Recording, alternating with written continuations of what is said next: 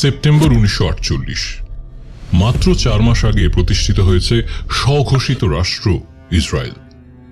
Swedish কূটনীতিক ও জাতিসংঘের নিরাপত্তা পরিষদের মধ্যস্থতাকারী হিসেবে ফোলকি বার্নাডট ফিলিস্তিন ইসরায়েল ইস্যুতে তার শান্তি প্রস্তাব বার্নাডট প্ল্যান প্রকাশ করেন।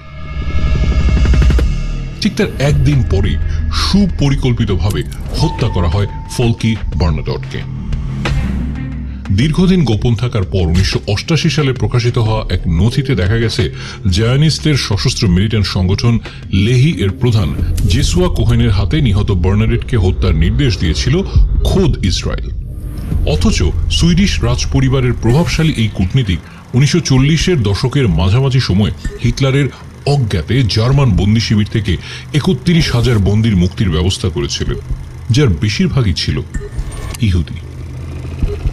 তার অপরাধ ছিল তিনি তার শান্তি প্রস্তাবে ফিলিস্তিনে আরবদের প্রত্যাবর্তনের অধিকারের পক্ষে সমর্থন জানিয়েছিলেন। তিনি অস্থায়ী ইসরায়েলি সরকারকে তাদের ঘরে ফিরে যাওয়ার জন্য জোরালোভাবে অনুরোধ করেছিলেন এবং সমস্যা সমাধানে বার্নাডট ইসরায়েল ও ফিলিস্তিন দুটি আলাদা রাষ্ট্রের প্রস্তাব দিয়েছিলেন।